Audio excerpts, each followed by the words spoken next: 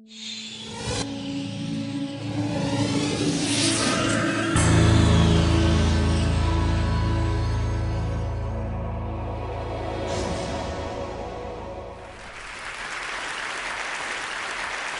like to talk today about the two biggest social trends in the coming century and perhaps in the next 10,000 years. But I want to start with my work on romantic love, because that's my most recent work. What I and my colleagues did was put 32 people who were madly in love into a functional MRI brain scanner, 17 who were madly in love and their love was accepted, and 15 who were madly in love and they had just been dumped. And so I want to tell you about that first, and then go on into where I think love is going. What 'tis to love, Shakespeare said. I think our ancestors, I think human beings, have been wondering about this question since they sat around their campfires or lay and watched the stars 1,000,000 years ago. I started out by trying to figure out what romantic love was by looking at the last 45 years of research on just psychological research. And as it turns out, there's a very specific group of things that happen when you fall in love. The first thing that happens is what I call, a person begins to take on what I call special meaning. As a truck driver once said to me, he said, "The world had a new center, and that center was Mary Ann." George Bernard Shaw said it a little differently. He said, "Love consists of overestimating the differences between one woman and another." And indeed, that's what we do. And then you just focus on this person. You can list what you don't like about him, but then you sweep that aside and focus on what you do. As Chaucer said, love is blind. In trying to understand romantic love, I decided I would read poetry from all over the world. And I just want to give you one very short poem from 8th century China, because it's an almost perfect example of a man who is focused totally on a particular woman. It's a little bit like when you are madly in love with somebody and you walk into a parking lot, their car is different from every other car in the parking lot. Their wine glass at dinner is different from every other wine glass at the dinner party. And in this case, a man got hooked on a bamboo sleeping mat. And it goes like this. It's by a guy called Wan Chen. "I cannot bear to put away the bamboo sleeping mat. The night I brought you home, I watched you roll it out." He became hooked on a sleeping mat, probably because elevated activity of dopamine in his brain, just like with you and me. But anyway, not only does this person take on special meaning, you focus your attention on them, you aggrandize them, but you have intense energy. As one Polynesian said, he said, "I felt like jumping in the sky." You're up all night, you're walking till dawn, you feel intense elation when things are going well, mood swings into horrible despair when things are going poorly, real dependence on this person. As one businessman in New York said to me, he said, "Anything she liked, I liked." Simple. Romantic love is very simple. You become extremely sexually possessive. You know, if you're just sleeping with somebody casually, you don't really care if they're sleeping with somebody else. But the moment you fall in love, you become extremely sexually possessive of them. I think that is a Darwinian, there's a Darwinian purpose to this. The whole point of this is to pull two people together strongly enough to begin to rear babies as a team. But the main characteristics of romantic love are craving, an intense craving to be with a particular person, not just sexually, but emotionally. You'd much rather, it would be nice to go to bed with them, but you want them to call you on the telephone, to invite you out, etc., to tell you that they love you. The other main characteristic is motivation. The motor in the brain begins to crank and you want this person. And last but not least, it is an obsession. When I put these people in the machine, before I put them in the MRI machine, I would ask them all kinds of questions. But my most important question was always the same. It was, what percentage of the day and night do you think about this person? And indeed, they would say, all day, all night. I can never stop thinking about him or her. And then the very last question I would ask them, I would always have to work myself up to this question because I'm not a psychologist. I don't work with people in any kind of traumatic situation. And my final question was always the same. I would say, would you die for him or her? And indeed, these people would say yes as if I had asked them to pass the salt. I was just staggered by it. So we scanned their brains, looking at a photograph of their sweetheart and looking at a neutral photograph with a distraction task in between so we could look at the same brain when it was in that heightened state and when it was in a resting state. And we found activity in a lot of brain regions. In fact, one of the most important was a brain region that becomes active when you feel the rush of cocaine. And indeed, that's exactly what happens. I began to realize that romantic love is not an emotion. In fact, I had always thought it was a series of emotions from very high to very low. But actually, it's a drive. It comes from the motor of the mind. The wanting part of the mind, the craving part of the mind, the kind of part of the mind when you're reaching for that piece of chocolate, when you want to win that promotion at work, the motor of the brain. It's a drive. And in fact, I think it's more powerful than the sex drive. You know, if you ask somebody to go to bed with you and they say no thank you, you certainly don't kill yourself or slip into a clinical depression.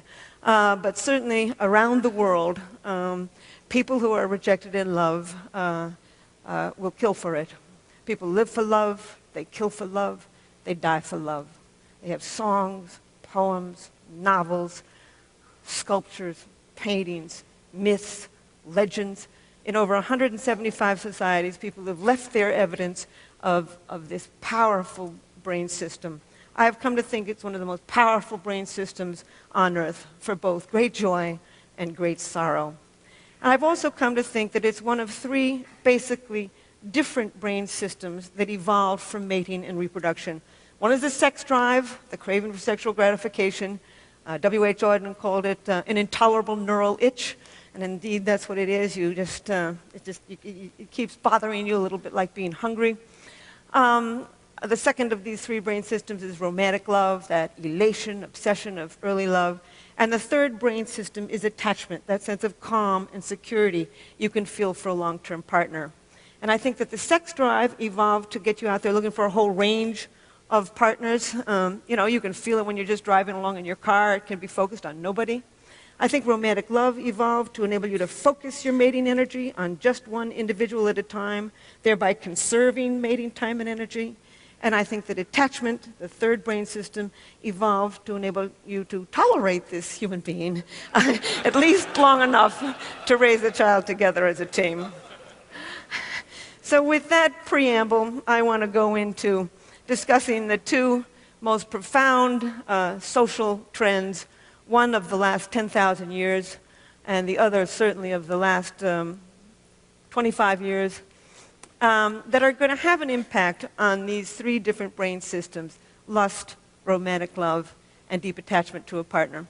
The first is women moving into the workforce. I've looked at 130 societies through the demographic yearbooks of the United Nations, and everywhere in the world, except for actually 129 out of 130 of them, women are not only moving into the job market sometimes very, very slowly, but they're moving into the job market and they're very slowly closing that gap between men and women in terms of economic power, health, and education. It's very slow. For every trend on this planet, there's a counter trend. We all know of them. But nevertheless, the old Arabs say, the dogs may bark, but the caravan moves on. And indeed, that caravan is moving on. Women are moving back into the job market. And I say back into the job market because this is not new. For millions of years on the grasslands of Africa, women commuted to work to gather their vegetables. They came home with 60 to 80% of the evening meal. The double-income family was the standard, and women were regarded as just as economically, socially, and sexually powerful as men. In short, we're really moving forward to the past. Then women's worst invention was the plow. With the beginning of plow agriculture, men's roles became extremely powerful. Women lost their ancient jobs as collectors, but then with the Industrial Revolution and the Post-Industrial Revolution, they're moving back into the job market.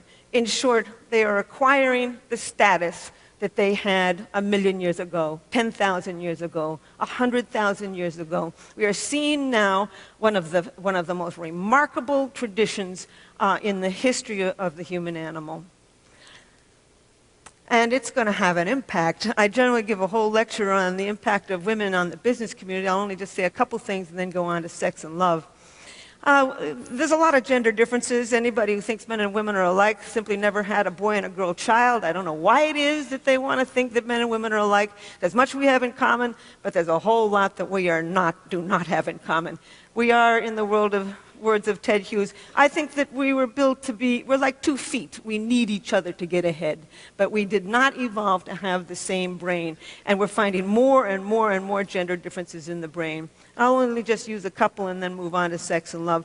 One of them is women's verbal ability. Women can talk. Women's ability to find the right word rapidly, basic articulation, goes up in the middle of the menstrual cycle when estrogen levels peak, but even at menstruation, they're better than the average man. Women can talk. They've been doing it for 1,000,000 years. Words were women's tools. They held that baby in front of their face, cajoling it, reprimanding it, educating it with words. And indeed, they're becoming a very powerful force, even in places like India and Japan, where women are not moving rapidly into the regular job market. They are moving into journalism. And I think that the television is like the global campfire. We sit around it, and it shapes our minds. Almost always when I'm on TV, the producers who call me, who negotiate what we're going to say, is a woman. In fact, Solzhenitsyn once said, "To have a great writer is to have another government." Today, 54% of people who are writers in America are women. It's one of many, many characteristics that women have that they will bring into the job market. They've got incredible people skills, negotiating skills. They're highly imaginative. We now know the brain circuitry of imagination, of long-term planning. They tend to be web thinkers because the female parts of the brain are better connected. They tend to collect more pieces of data when they think, put them into more complex patterns, see more options and outcomes. They tend to be contextual, holistic thinkers, what I call web thinkers. Men tend to, and these are averages, tend to get rid of what they regard as extraneous, focus on what they do, and move in a more step-by-step thinking pattern. They're both perfectly good ways of thinking. We need both of them to get ahead. In fact, there's many more male geniuses in the world, and there's also many more male idiots in the world. When the male brain works well, it works extremely well. What I really think that we're doing is we're moving towards a collaborative society, a society in which the talents of both men are becoming understood and valued and employed. But in fact, women moving to the job market is having a huge impact on sex and romance and family life. Foremost, women are starting to express their sexuality. I'm always astonished when people come to me and say, "Why is it that men are so adulterous?" And I say, "Well, why do you think more men are adulterous than women?" "Oh, well, men are more adulterous." And I say, "Well, who do you think these men are sleeping with?" Basic math. Anyway, in the Western world, women start sooner at sex, have more partners, express less remorse for the partners that they do, marry later, have fewer children, leave bad marriages in order to get good ones. We are seeing the rise of female sexual expression. And indeed, once again, we're moving forward to the kind of sexual expression that we probably saw on the grasslands of Africa 1,000,000 years ago, because this is the kind of sexual expression that we see in hunting and gathering societies today. We're also returning to an ancient form of marriage, equality. They're now saying that the 21st century is going to be the century of what they call the symmetrical marriage, or the peer marriage, or the companionate marriage. This is a marriage between equals, moving forward to a pattern that is highly compatible with the ancient human spirit. We're also seeing a rise of romantic love. 91% of American women and 86% of American men would not marry somebody who had every single quality they were looking for in a partner if they were not in love with that person. People around the world, in a study of 37 societies, want to be in love with the person that they marry. Indeed, arranged marriages are on their way off this braid of human life. I even think that marriages might even become more stable because of a second great world trend. The first one being women moving into the job market, the second one being the aging world population. They're now saying that in America, that middle age should be regarded as up to age 85. Because in that highest age category of 76 to 85, only as much as 40% of people have nothing really wrong with them. So we're seeing this a real extension of middle age. And I looked, for one of my books, I looked at divorce data in 58 societies. And as it turns out, the older you get, the less likely you are to divorce. So the divorce rate right now is stable in America, and it's actually beginning to decline. It may decline some more. I would even say that with Viagra, estrogen replacement, hip replacements, and the incredibly interesting women. Women have never been as interesting as they are now. Not at any time on this planet have women been so educated, so interesting, so capable. And so I honestly think that if there really was ever a time in human evolution when we have the opportunity to make good marriages, that time is now. However, there's always kinds of complications in this. These three brain systems, lust, romantic love, and attachment, don't always go together. They can go together, by the way. That's why casual sex isn't so casual. With orgasm, you get a spike of dopamine. Dopamine is associated with romantic love, and you can just fall in love with somebody who you're just having casual sex with. With orgasm, then you get a real rush of oxytocin and vasopressin. Those are associated with attachment. This is why you can feel such a sense of cosmic union with somebody after you've made love to them. But these three brain systems, lust, romantic love, and attachment, aren't always connected to each other. You can feel deep attachment to a long-term partner while you feel intense romantic love for somebody else, while you feel the sex drive for people unrelated to these other partners.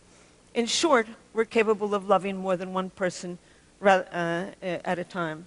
In fact, you can lie in bed at night and swing from deep feelings of attachment for one person to deep feelings of romantic love for somebody else. It's as if there's a committee meeting going on in your head as you are trying to decide what to do. So I don't think, honestly, we were an animal that was built to be happy. We were an animal that was built to reproduce. I think the happiness we find, we make. And I think, however, we can make good relationships with each other. So I want to conclude with two things. I want to conclude with a worry. I have a worry, and with a wonderful story. The worry is about antidepressants. Over 100 million prescriptions of antidepressants are written every year in the United States. And these drugs are going generic. They are seeping around the world. I know one girl who's been on these antidepressants, serotonin-enhancing, SSRIs, serotonin-enhancing antidepressants, since she was 13. She's 23. She's been on them ever since she was 13. I got nothing against people who take them short-term when they're going through something perfectly horrible and they want to commit suicide or kill somebody else. I would recommend it. But more and more people in the United States are taking them long-term. And indeed, what these drugs do is raise levels of serotonin. And by raising levels of serotonin, you suppress the dopamine circuit. Everybody knows that. Dopamine is associated with romantic love. Not only do they suppress the dopamine circuit, but they kill the sex drive. And when you kill the sex drive, you kill orgasm. And when you kill orgasm, you kill that flood of drugs associated with attachment. The things are connected in the brain, and when you tamper with one brain system, you're going to tamper with another. I just simply say that a world without love is a deadly place. So now, thank you.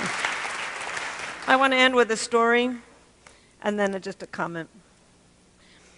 I've been studying romantic love and sex and attachment for 30 years.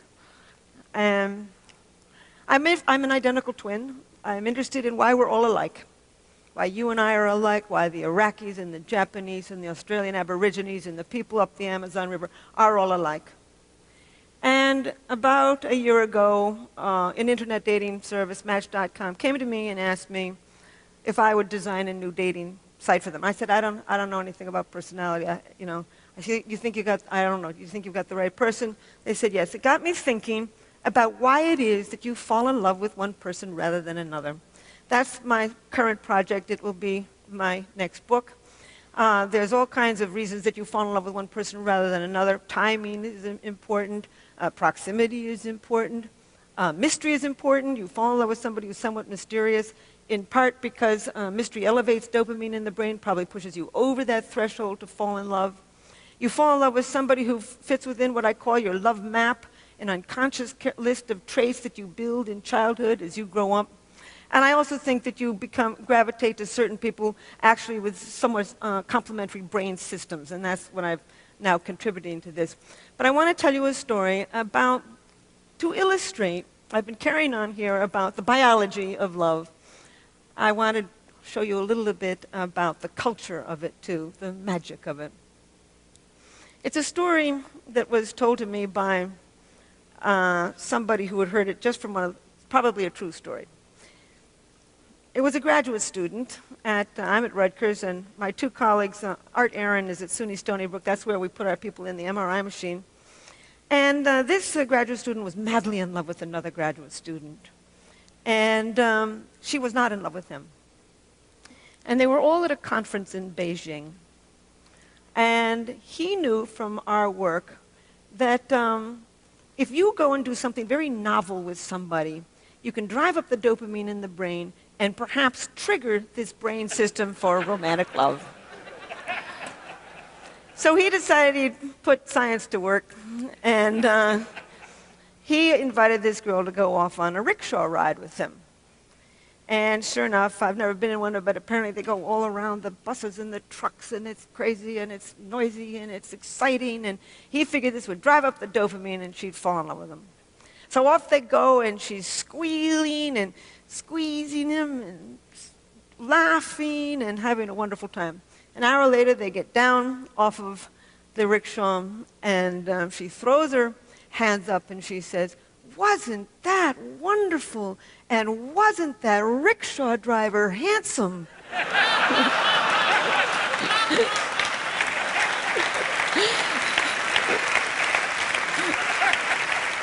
There's magic to love. But I will end by saying that millions of years ago, we evolved three basic drives: the sex drive, romantic love, and attachment to a long-term partner. These circuits are deeply embedded in the human brain. They're going to survive as long as our species survives on what Shakespeare called this mortal coil. Thank you. Helen Fisher.